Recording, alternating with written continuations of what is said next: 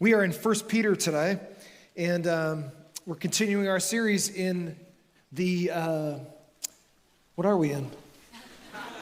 We're not of this world, so that's where we're going today. We're going to talk about husbands. Do I have any husbands in here? Pretty good. Do I have any young women that want to find a husband?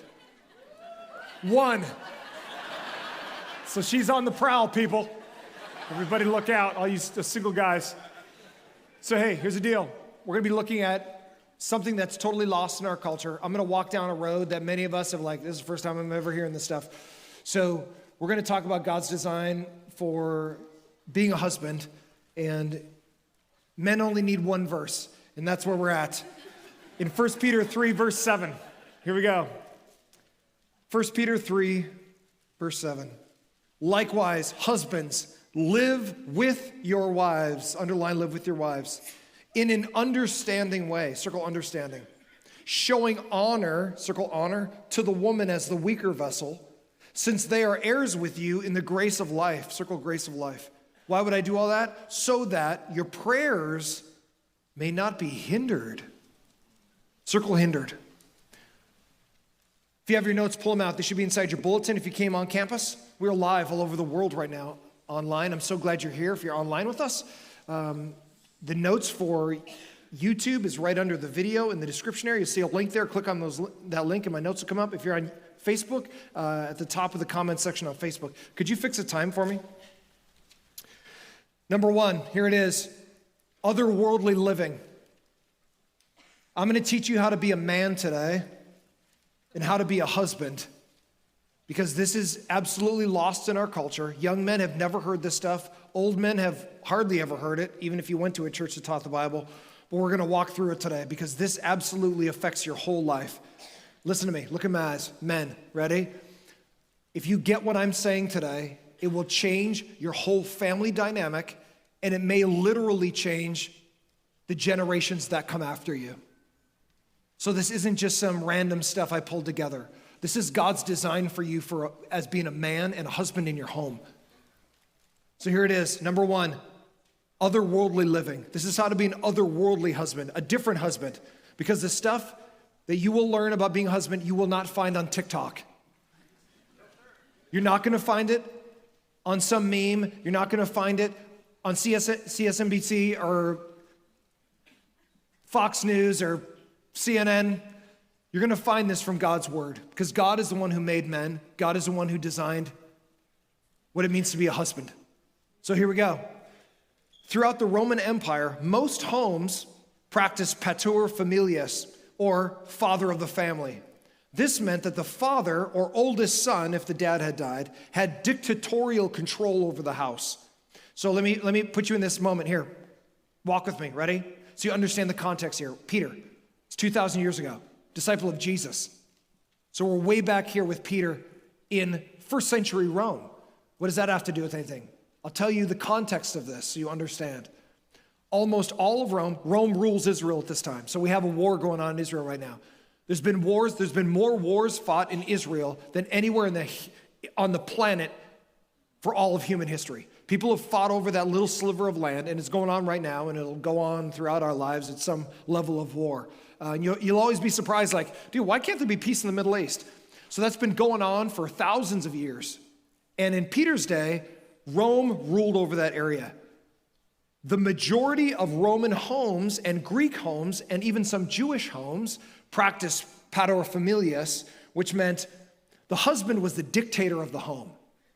And what that meant was, if I am the husband of the home, everything in the home exists to serve me. My wife exists to serve me. All my children exist to serve me. The servants in my home exist to serve me. And so that was widely practiced throughout the Roman Empire. So Peter now is going to actually flip it all the way over and give something that would have been absolutely shocking in the first century. And it's this. But in a shocking first century admonition, Peter instructs husbands that wives aren't property to be managed, but rather a partner to be considerate towards. So what? We got one woman still with me. Okay, good. Ready? So this is totally a flip in the first century mind of men going, hang on. I have to actually think about somebody besides myself. I have to think about a wife. Why would I think about my wife? Why would I care about my kids? Why would I care about the servants in my home? Like everybody exists for me. And Peter goes, nope. Actually, God's design, that's Roman design. God's design is that husbands exist for the good of their home, for the good of their wife, for the good of their children, for the good of the people that are connected to their home. And so in the first, that seems somewhat okay in our thought, but in the first century, that was a total mind blower to understand that the father wasn't the father figure for him. He was the father figure so that everybody else was blessed in his home. The best version of masculinity is when a man submits to the authority of Jesus and serves those under his care. Here we go. I'm going to blow your mind because many of you never thought, especially young men, come walk with me. I'm going to help your future home not be a train wreck. Here we go. Here's what it means to be a man, and especially end up being a husband. Real men are real servants. Real men are real servants. What do I mean by that? We have many old boys in our nation. We don't have many real men. What is the difference between a boy and a man? You can be a boy and still be 50 years old. Or you can be a man and be 24. And what's the difference? How can I stop being a boy and be a man? The major difference between being a boy and a man is, am I willing to take on responsibility? Because men are built to be responsible. They are built to take the load that other people can't carry. We see it on teams. We see it in the military. We see it all over our culture where men they crave like responsibility. They crave like, man, give me some work to do. Give me something that I need to go do. We see it all the time in sports. We see it all the time. Maybe sports isn't your thing, but you're like, I like to make money. It's competition. It's like, man, I'm gonna sell this thing, or I'm gonna close this deal, whatever it is. Men are just spurred on by like going and doing something. Here's the thing. Not only are you built by God to go do something, but you're built by God to, when you do it, take responsibility for it. Boys let go of their responsibility. Men go, what else can I do? And the problem is, in our culture, we've raised a bunch of boys and they don't take responsibility and they leave their wife, or they just have a bunch of babies here, there, and everywhere and like side chicks, rather than a wife and saying, I'm going to take responsibility for this home. I take responsibility for her. I take responsibility for our babies. I take responsibility for our home. We don't have men like that. We have men that kind of go, I don't know, dude. I don't know. There you go. Good luck. I'm out. And then women have to pick up the problems that the men have left. Now I got these babies I got to take care of. Now I got to have a full-time job. Now I got to try to take care of my home. And now I got to try to do all these things. And men are like, see ya. So I'm going to fix all that right now. I'm going to fix our whole nation right now. Hey, here we go. Here we go. Hey, guess what? You're not going to see this on TikTok unless we put a little video on there. But here we go. God designed the family like a team. So I mentioned this. So 2 weeks ago, I talked about otherworldly wives. If you missed that, like how God wants women to respond and respect their husbands and love their husbands and love their home. That was 2 weeks ago. If you missed that, go back and watch it. Now we're talking about husbands today. Here we go. You are built like a team. I'm going to give you a whole different view of your home. Many of us don't even know why we got married. We're like, why'd you get married, son? She was smoking hot. I'm glad. Anything else besides that? Not that I can think of. Okay, your depth of discernment's really shallow. Let's take it a little deeper than that, okay? So here we go. God designed the family like a team. You're built to be a team.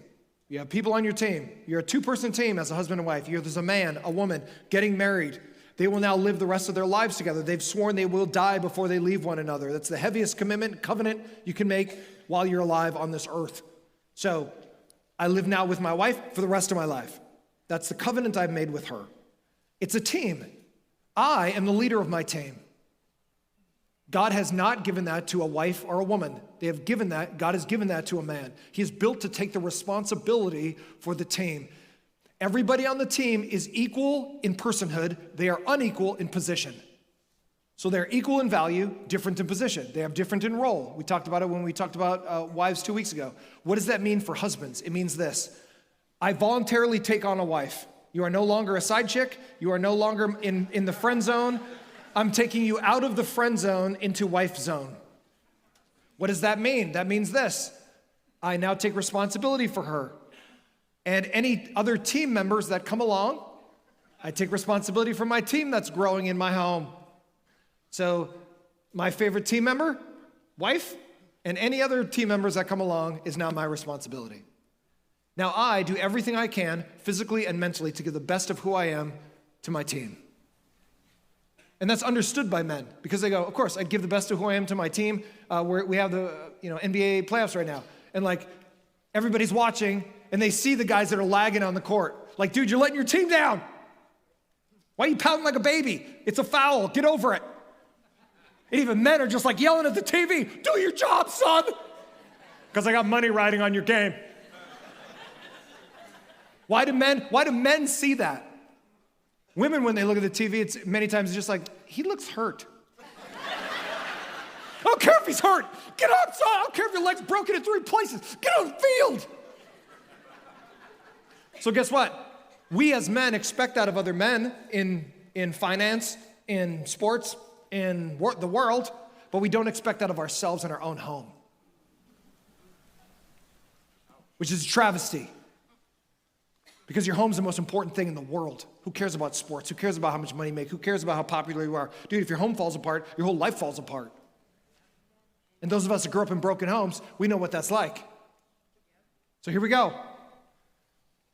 When a man chooses a wife, he volunteers to be responsible for her and any other team members that come along. Here's our principle. Femininity finds security in masculine responsibility.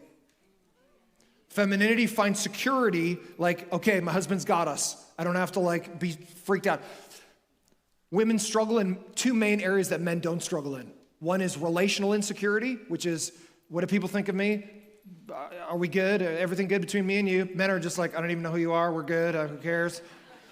And financial insecurity. Usually relational insecurity and financial insecurity are big insecurities for most women, which is like, how are these bills going to get paid? How are my babies going to get taken care of? And what do people think of me? And like, do I have deep relationships? Men primarily couldn't care less about relationships or like whatever. And they kind of go, oh, I need to make more money? Oh, I'll go make more money. So they don't tend to worry about those 2 particular areas at the level that most femininity does. How does God fix that? God expects men to take responsibility to go, I'm going to do everything I can to create security in my wife and security in my kids, both relationally and financially, to the best of my ability. Many of us got married, and we didn't know why, but here is a meme to show you possibly the difference in you and your wife. Theoretically. Put it on the screen.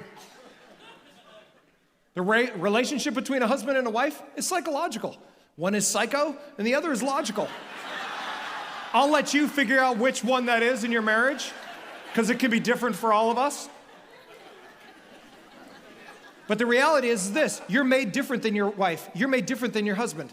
You're made different. And that's not a bad thing. That's a great thing, because you're going to have certain strengths that she doesn't have. She's going to have certain strengths that you don't have. And you balance each other's weaknesses. You tend to be attracted to somebody different than you. Women tend to be attracted to somebody that's going to be like, they're doing something with their life. Like, I can have some security if I marry you. Like, we're good. Like, I don't want to feel like I have to carry the weight of a husband too as a woman.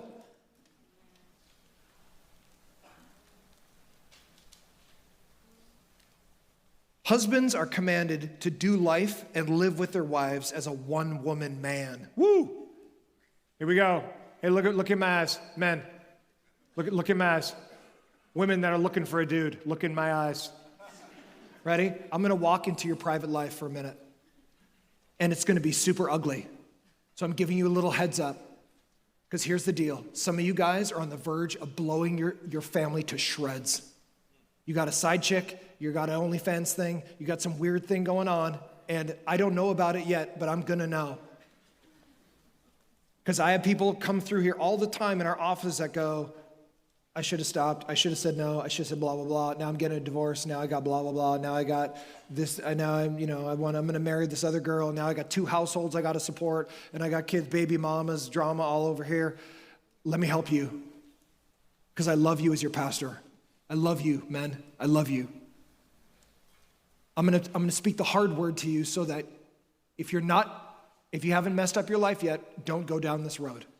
If you're in this right now, there's some secret things going on. You got some secret things online, secret things on your phone. Nobody knows. No, God knows. And some of you guys are sitting on a bomb, and I'm going to try to help you get off the bomb. Because some of you guys need to kill your secret life today. Today is the day when you burn the village down, and you never go back there. Why would I care about that? All social media tells me everything's fine. I can have this, that, and the other thing. You can't. Because they don't have to live your life. They're not going to be there for you when your life blows apart, but I will be. And I'm going to try to help you right now. Look at Proverbs 5, 15 through 23. Proverbs 5, 15 through 23. Women, when they have insecurities about who they are or how they look, will tend to go, how can I, ready? Proverbs 5, 15 through 23. Drink water from your own cistern, flowing water from your own well. This is a metaphor that means don't have any kind of sexual contact outside of your own home. Your home sexually is like a well that you've dug.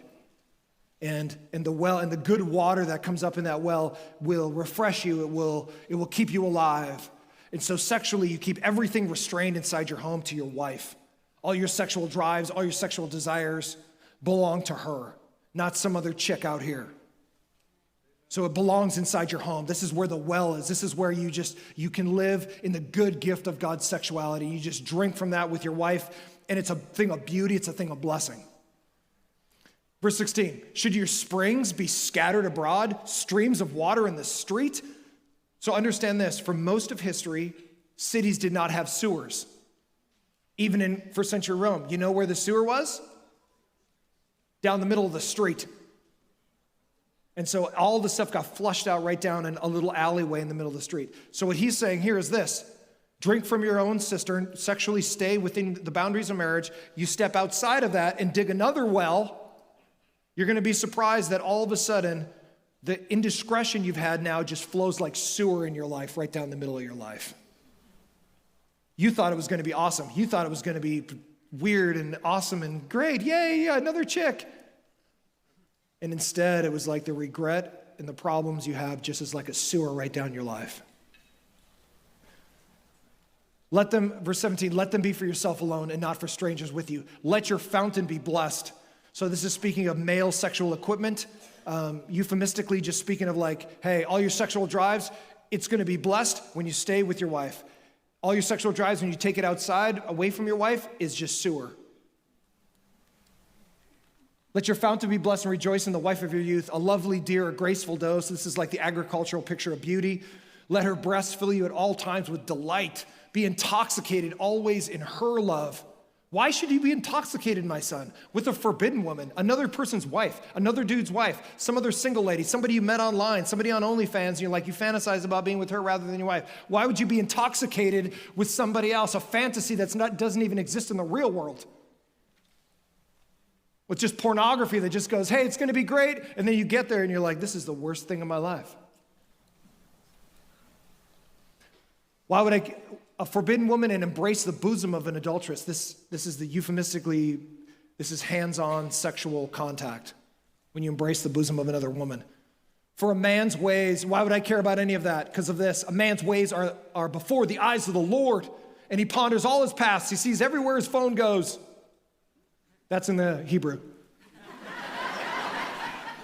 He watches over his iPhone. The iniquities of the wicked ensnare him, and he's held fast in the cords of his sin. He dies for lack of discipline. You can't turn your phone off. You can't say no. You can't stop chasing after chicks at work. You die for lack of discipline, son. And because of his great folly, he is led astray. Let me help you. Husbands, stay at home. All your sexual drives, stay at home. Whether if you have difficulty in those particular areas or there's problems or whatever relationally, get counseling, don't get another chick. You're gonna blow your life up. And as your pastor, I love you. I don't want to see that happen. I want to see your family stay together. Burn the village down. Burn your secret village to the ground today. Block, cancel. This is your thumb. Or this isn't your thumb. This is actually your finger. I chose wrong. This is you canceling things. As the team lead, you are the team leader. Their concern should be to help the team make the best decisions possible. Like God, they are to set the example of integrity, strength, care, love, guidance, and hard work. Can you imagine if every man in America did those 6 things? Dude, we'd be the best nation God ever made. Imagine if you could say this about your husband, ladies, or single ladies, all the single ladies. Listen to what I'm saying. This is the kind of dude you want. You'll never find a perfect guy. There are no perfect men in this room, but you can find a guy striving for Jesus. That's our goal. There's no perfect dudes, except Jesus. But we can't all be better. We can try to be more like Christ. That's the goal. Integrity, he's always the same. 3 a.m. on Saturday morning in Vegas for a business thing, he's always the same. The heart of his wife can always trust him. He has strength, he has care, he loves, he guides his family. The family, when his daughter asks him, Dad, should I date this guy? And the answer, because your dad is wise, is no, he's a tool. Don't ever talk to him again. That will be the answer. Your son comes to you, Dad, should I do this thing? Like, you should be the wise one of your home. Why? Because you're striving after Jesus. Giving guidance and then hard work. Your wife should not outwork you. If you're physically able or mentally able, whatever capacity you have, give all of who you are to your home, not the least of who you are. Godly husbands are to rise above difficulty and provide protection and provision for those in their care. Number 1, otherworldly living. Number 2, otherworldly loving. You should love your home like you love nothing else. You shouldn't love sports or gambling or your recreation time that you spend with the boys. Nothing you should love in your life. You shouldn't give your heart to anything else more than your home.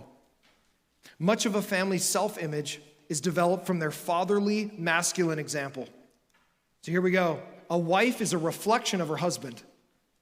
Women, because they're heavily relational and they tend to be helper-oriented, they often take the flavor of whoever's in their heart. So if they have a lot of security, chances are their husband's a very secure type of man. If they have a lot of insecurity, it's because their husband is creating chaos in their life. So a wife oftentimes is a reflection of her husband.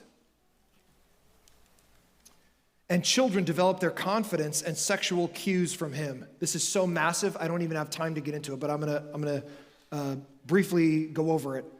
Ready? Here's our principle. Godly husbands and fathers are indispensable. Our culture says, we don't even need dads. We don't even need men, blah, blah, blah. But the reality is the exact opposite. We desperately need godly men.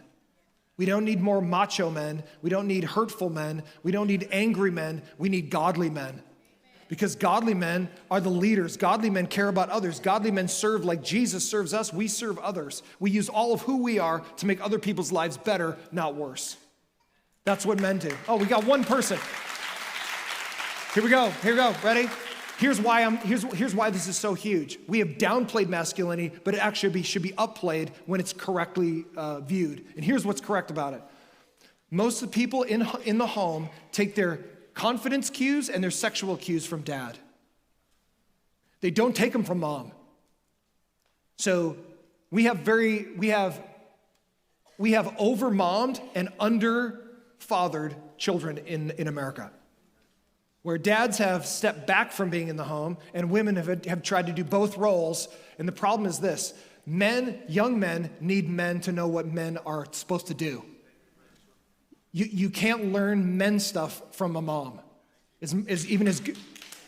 Well, I didn't know that was a thing. Hey, listen, ready? It doesn't mean moms are bad. Some of us grew up in single mom homes, and they did the best they could. But the thing is this: even sons growing up in single mom homes look for an example outside of their home. How should I be as a man? I look at a pastor, I look at a coach, I look at a teacher, I look at an uncle, I look at somebody else in my life, and I go, oh, that's what a man does. And the flip side of that is when masculinity has been abusive, whether some of us have gone through sexual abuse, and it can screw your wiring up to go, I wonder if I'm same-sex attracted then. Because obviously maybe I'm giving off those vibes and whatever, and like now I don't kind of know my sexual cues because another man in my life has hurt me in that particular area, and so now it causes confusion, and I kind of go, I wonder if I'm same-sex attracted, and I wonder if this is the road I need to go down. Same thing with young women. They grew up in a home where either dad's absent or abusive, and now they're going to look for another male in their life to fill that, like, am I valuable role? Like, do you love me? Am I beautiful? Like, do you care? Because dad wasn't filling that cup, now I look for someone else. And that's where you end up with a bunch of boys in your life, in your family that you wish weren't around. So watch, that's why it's so huge that we take much of our confidence and our sexual cues from dad. That's how huge healthy masculinity is in the home. Godly masculinity sets a foundation, even though it's not perfect, where everybody thrives. Masculinity that's abusive or not doing godly things just creates chaos and anxiety.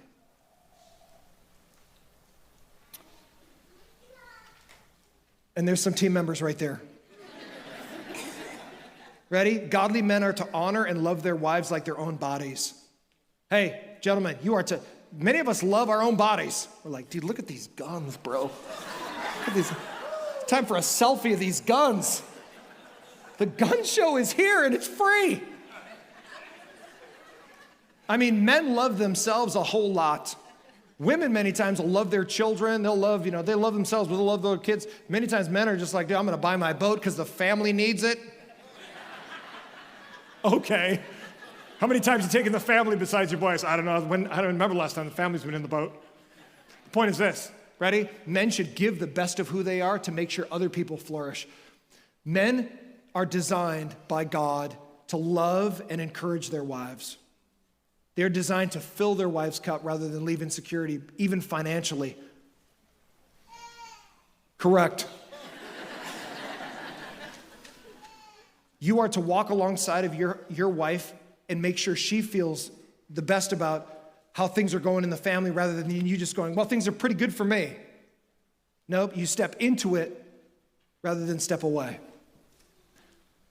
So I got a really time-consuming job at this church. And so when I leave my office and go home, you know what happens? I go home to an amazing wife. She keeps our house just immaculate. It's almost like no one lives there. It's like a model home. You walk through our home. But here's the thing. You go to our dishwasher, it looks like a cracked out rat tried to organize inside the dishwasher. I come home and I go, babe, this thing's engineered for like this many bowls, this many plates, here's where the silverware goes and the little thing. And she's like, it'll just get clean anyway. And she'll throw it in there and there's like things that could hold 3 bowls and 48 plates hold about two forks and a knife because they're all like this in there taking up all the space.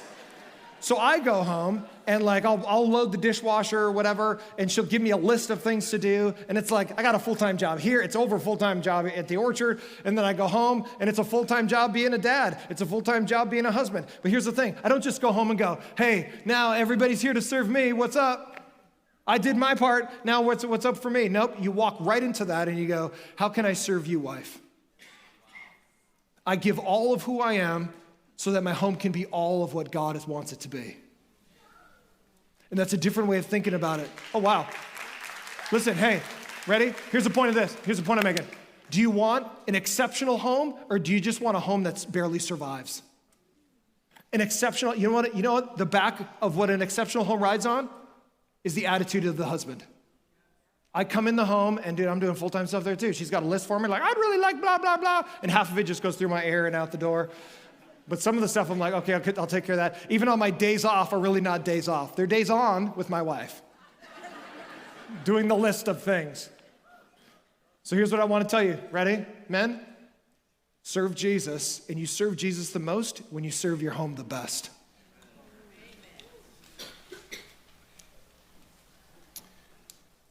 And here's our principle. Your wife and your children are on loan from God, so love them like he does. You know, when I think about my wife, I don't just go, oh, she has to be with me. She doesn't. I voluntarily said, I'll be your husband. She voluntarily said, I'll be your wife. Let's be together. And because we are voluntarily together, I give everything I can, and she gives everything she can. And when both people are giving everything they can, it'll never be perfect, but it can be beautiful. Because you're working together rather than against each other. And most of it comes from the attitude of the husband. Here's my encouragement for you today, boys. Listen to me, and I'm done. Burn your secret world to the ground today. Save your life. Literally save your life. Because you're going to run into somebody, you're sleeping with somebody else's wife, and they might come kill you. I'm not joking. Save your life, save your marriage, save your walk with God. Because even Peter says here, you don't get along with your wife, it says your prayers are hindered. So you know what's wild about God? He even takes care of the wife when you don't. Because he's the ultimate father. Gentlemen, you'll never be perfect, but we can be better. So let's all be better together for the glory of God and the health of our own homes.